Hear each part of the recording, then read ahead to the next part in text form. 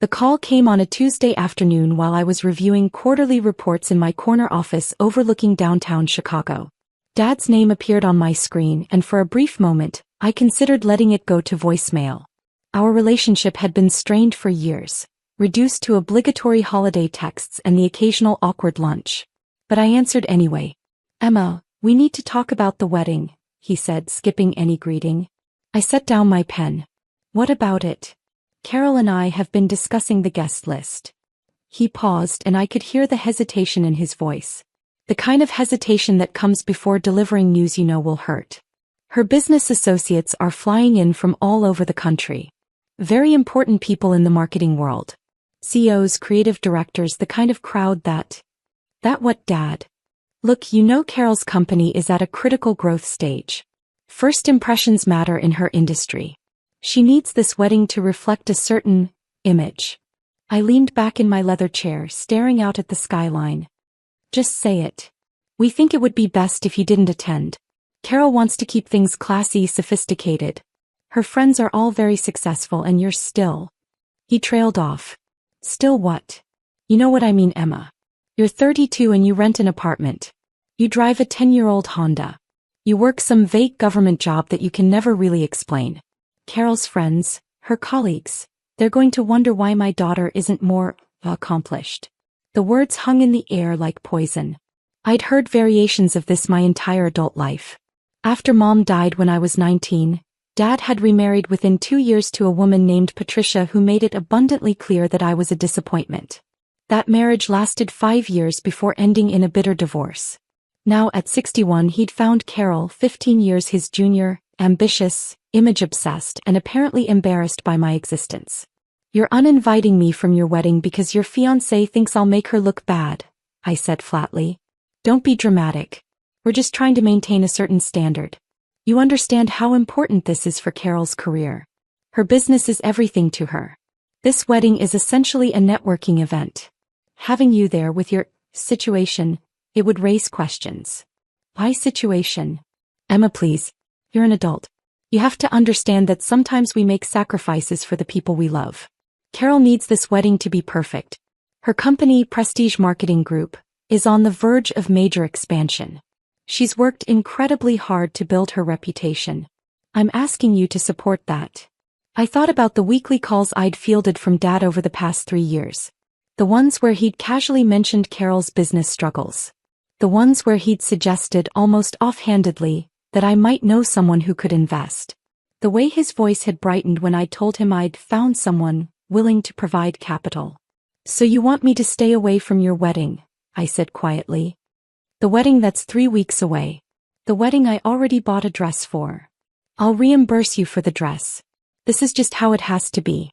Carol's friends are flying in from New York, Los Angeles, Miami. These are people who matter in her world. You have to understand." "I understand perfectly, Dad." "Good. I knew you'd be reasonable about this. You've always been the understanding one. Not like your brother would have been."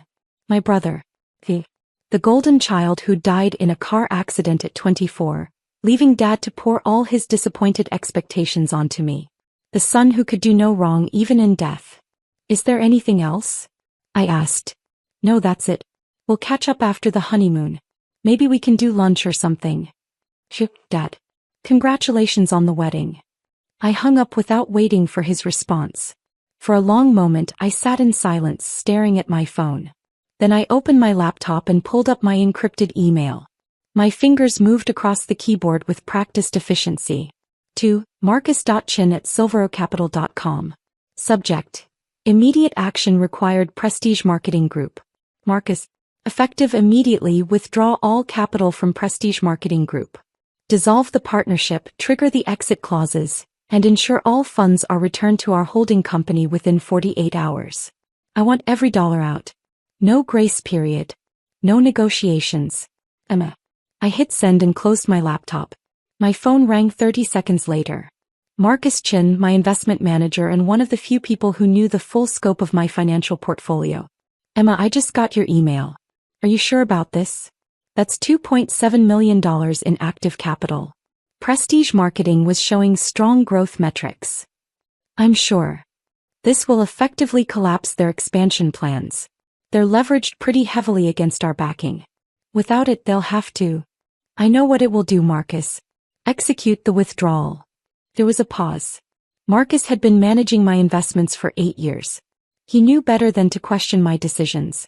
Consider it done. The paperwork will be filed within the hour. They'll receive notification by end of business day. Thank you, Marcus. I set my phone down and returned to my quarterly reports as if nothing had happened.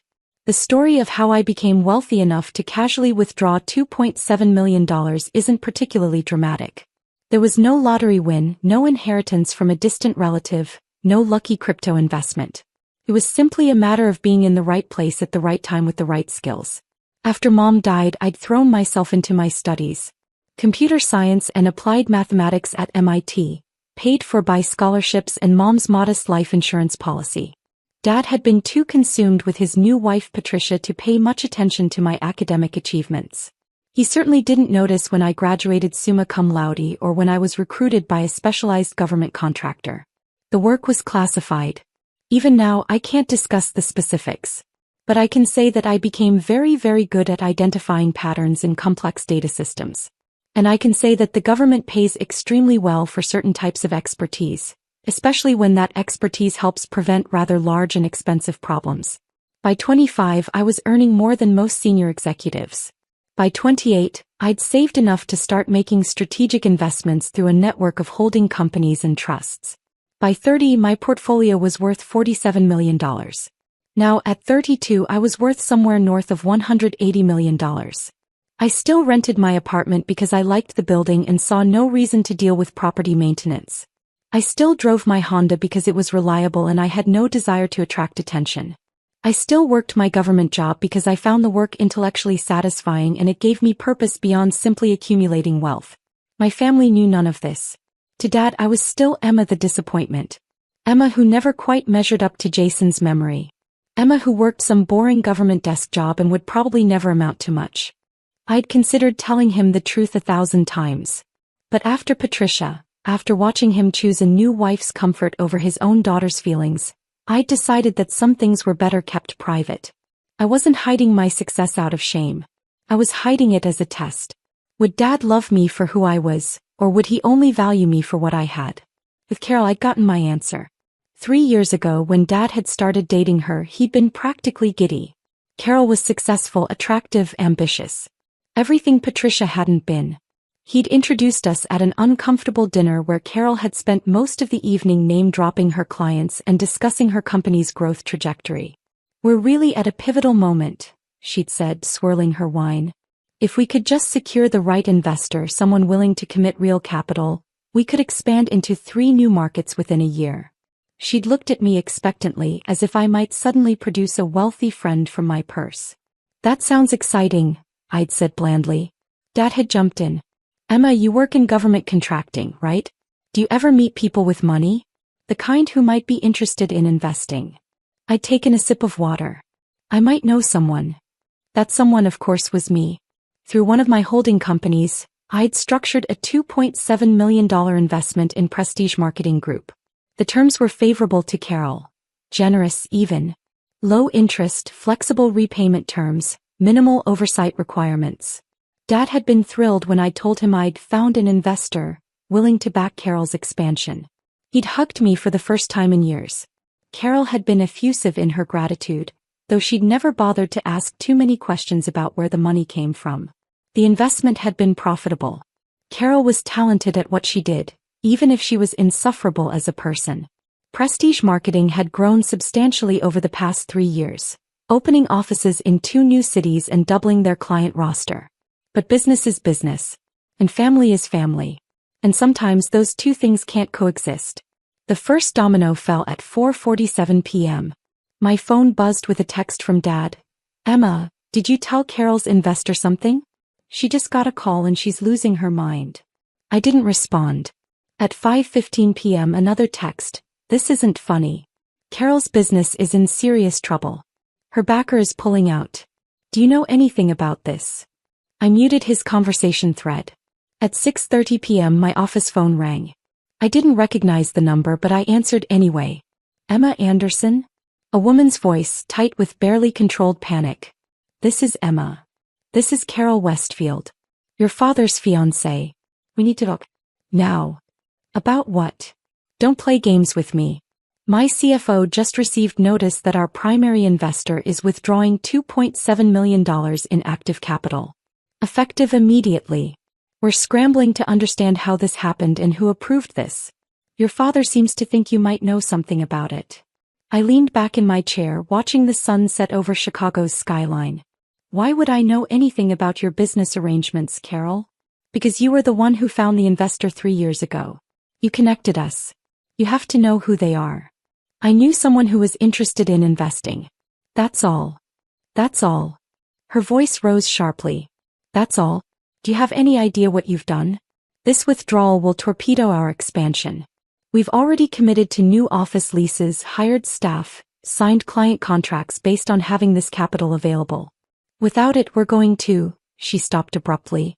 I need you to contact this investor. Tell them there's been a mistake. Tell them we'll renegotiate terms if necessary. I don't think they're interested in negotiations. You don't think? Emma, this is my company we're talking about. My life's work.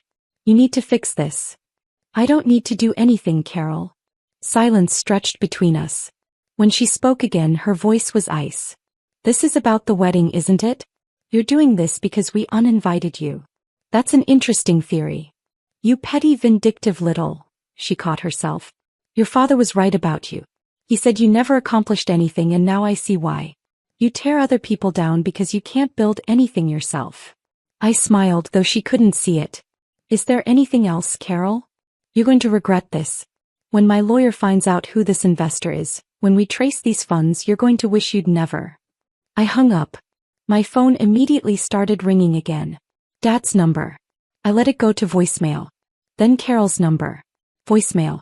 Dad again. Voicemail.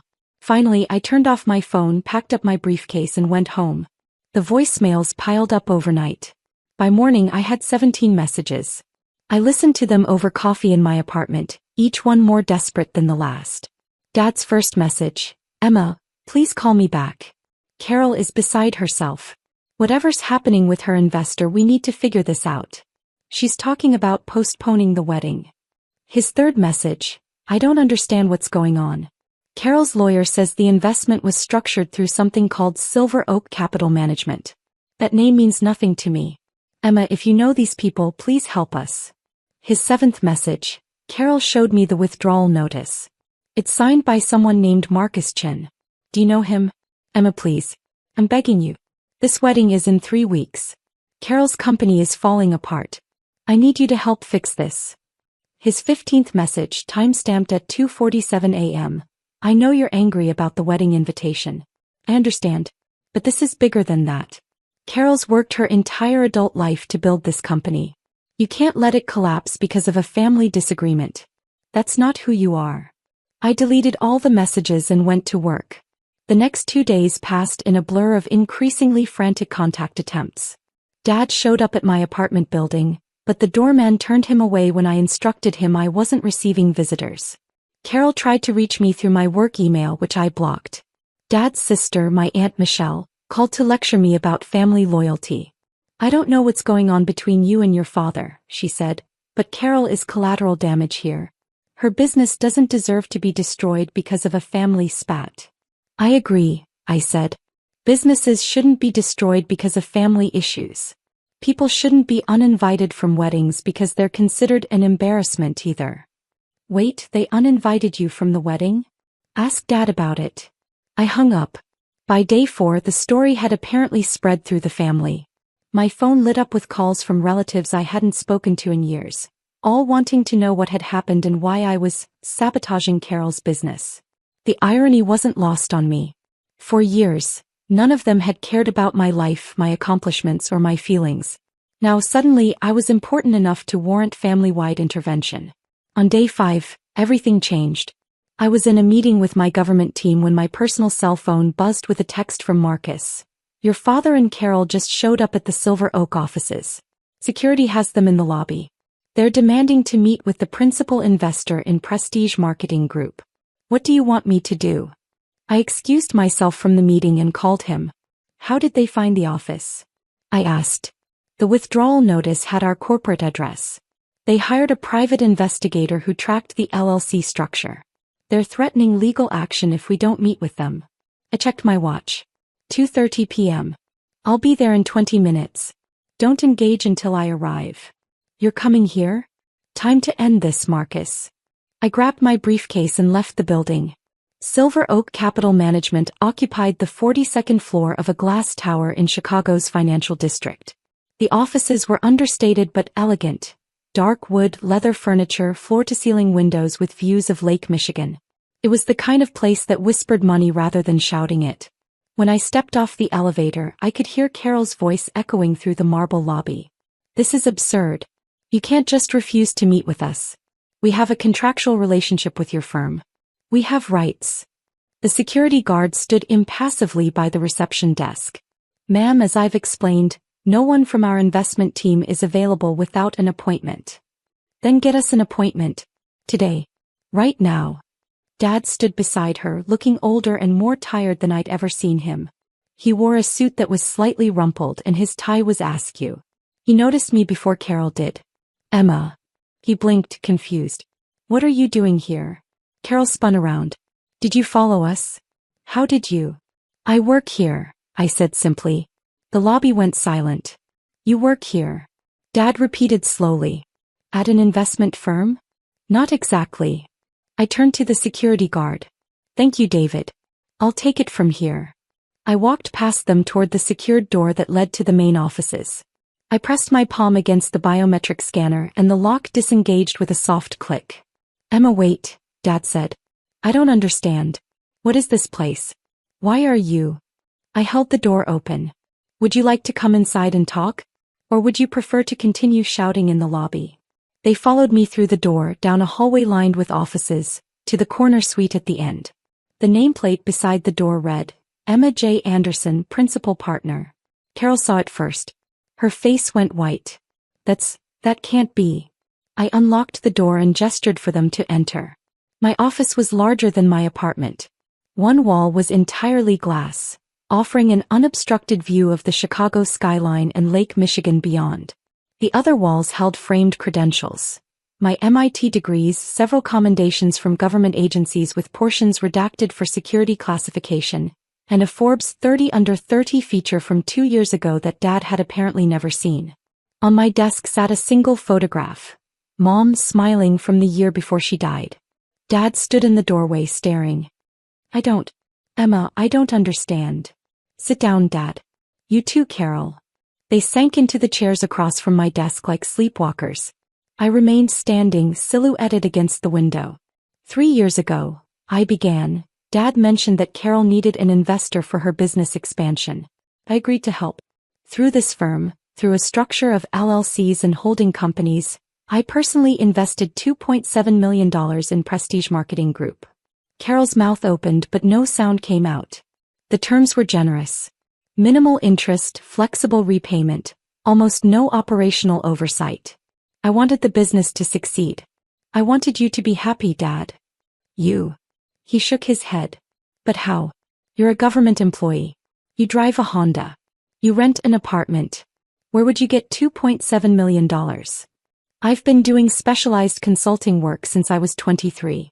My particular skills are valuable to certain agencies. Very valuable. Over the years I invested wisely. This firm manages my portfolio along with several others. Current assets under management, approximately $180 million. My personal net worth is in the same range. The silence that followed was absolute. Carol found her voice first. You're lying. This is some kind of scam.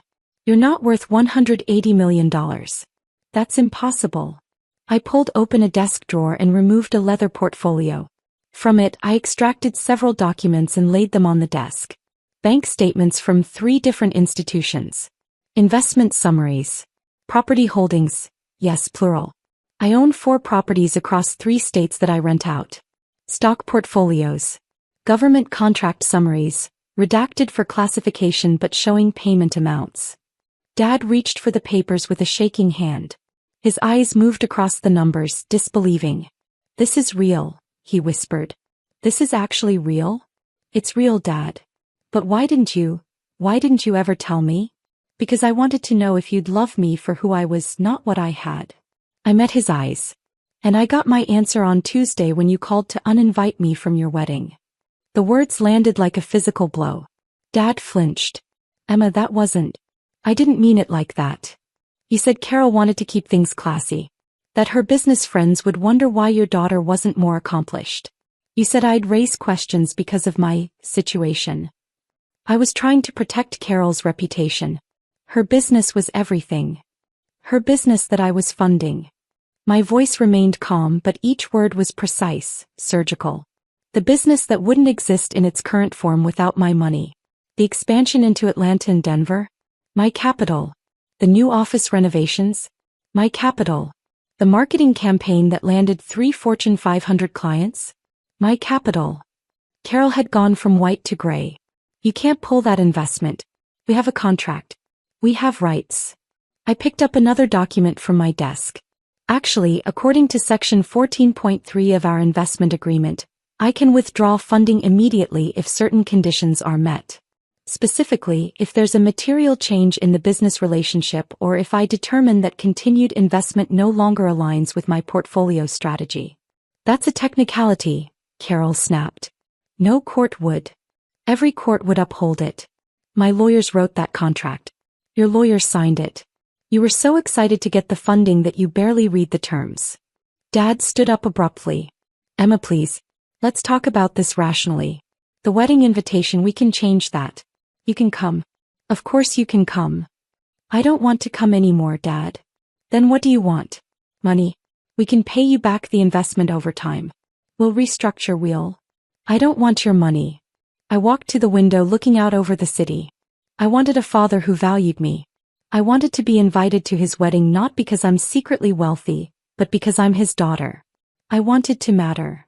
You do matter. Dad's voice cracked. Emma, you've always mattered. I turned to face him. Did I? When was the last time you called just to see how I was doing? When was the last time you asked about my life, my work, my happiness? You only called when you needed something. When Carol needed an investor. When you wanted advice on Patricia's divorce settlement. When you needed someone to listen to your problems. That's not fair. I've been dealing with a lot. The divorce, rebuilding my life, finding Carol. And I've been building an empire. Alone. The words came out harder than I intended. Do you know what it's like to achieve something remarkable and have no one to share it with? To make your first million and realize that telling your only living parent would just make them see you differently. Not better, just differently. You should have told me, Dad said quietly. I'm your father. I deserved to know. Did you? Would it have changed anything? Would you have suddenly become interested in my life? Or would you just have started asking for money? The question hung in the air, unanswered. Carol stood up, her composure finally shattering. This is insane. You're punishing an entire business, people who depend on their jobs because your feelings were hurt. I'm withdrawing my investment from a business whose owner publicly considers me an embarrassment. That's not punishment. That's just good business sense. You're destroying me. Do you understand that? Without this capital, I'll have to lay off 30 people. I'll have to cancel contracts. My reputation in the industry will be ruined. Your reputation was more important than my feelings when you decided I wasn't classy enough for your wedding, I said calmly. I'm simply applying the same logic. Emma, please. Dad stepped toward me. I know I've been a terrible father. I know I've let you down more times than I can count. But don't do this to Carol. She doesn't deserve this. Did I deserve to be uninvited from my father's wedding? No, you didn't. You deserved better. You've always deserved better, and I failed you. Tears were running down his face now. After your mom died, I fell apart. I know I did. I was so lost in my own grief that I forgot you were grieving too. And then Patricia and all the drama with that marriage, and I let you slip away. I let years pass without really seeing you. And now you see me because I have money. Now I see you because I'm finally looking. Really looking. And what I see is an incredible woman who accomplished everything on her own, without any help from me. I see someone strong and brilliant and successful, and I realize that I had nothing to do with any of it. You did this yourself, Emma. And instead of being proud, instead of celebrating you, He broke down completely. I told you not to come to my wedding. I stood very still watching my father cry. Somewhere inside me something shifted. Not forgiveness exactly, but something softer than the cold anger I'd been carrying. The money is withdrawn, I said quietly. That decision stands. But Carol, I'll give you 30 days to find alternative funding. I'll have Marcus draw up a bridge loan with reasonable terms to cover your immediate obligations. After 30 days you're on your own. Carol sagged with relief. Thank you. Thank you. I'm not doing this for you. I'm doing it for your employees who don't deserve to suffer because of this situation. I turned to Dad. As for the wedding, I meant what I said. I won't be attending. I understand. He wiped his eyes. Emma, I know I can't fix everything with one conversation, but I want to try. I want to be a real father to you if you'll let me. That's going to take time, Dad. A lot of time. I know. I'll wait as long as it takes. They left my office 20 minutes later with a promissory note for a bridge loan and the name of 3 potential alternative investors Marcus had identified. Carol's business would survive, though it would take her years to rebuild to the same growth trajectory. The wedding was postponed. Dad called it off entirely 2 weeks later. It didn't feel right, he told me in a voicemail. Getting married while my relationship with my daughter is broken. Carol understood. We're still engaged, but we're waiting. Taking time to figure things out. Aunt Michelle called to apologize. Apparently, Dad had told the whole family what happened. Several other relatives reached out, some apologetic, some just curious about my success. I ignored most of them. 3 months later, Dad started showing up outside my apartment building every Sunday morning with coffee and bagels. He never came up, never pushed. He just stood in the lobby until I came down, handed me a coffee and asked if I wanted to take a walk. The first 2 Sundays I took the coffee and went back upstairs without a word.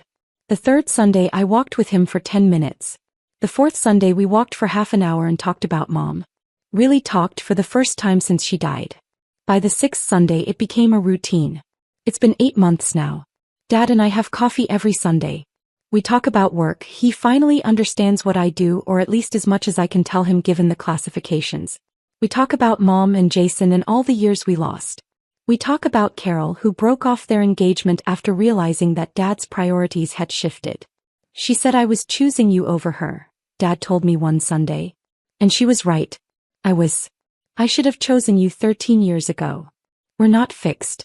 13 years of distance and disappointment can't be healed in 8 months. But we're trying. That's something. Last week, Dad asked if I'd have dinner with him on what would have been Mom's birthday. We went to her favorite restaurant, the one that closed down years ago and reopened under new ownership. We ordered her favorite dish and told stories and laughed and cried. At the end of the night, as we stood outside the restaurant, Dad hugged me. A real hug, tight and long, the kind I hadn't gotten since I was a child. I'm so proud of you, Emma, he whispered. Your mom would be so proud. I'm sorry it took me so long to say that. I hugged him back. I know, Dad. I know.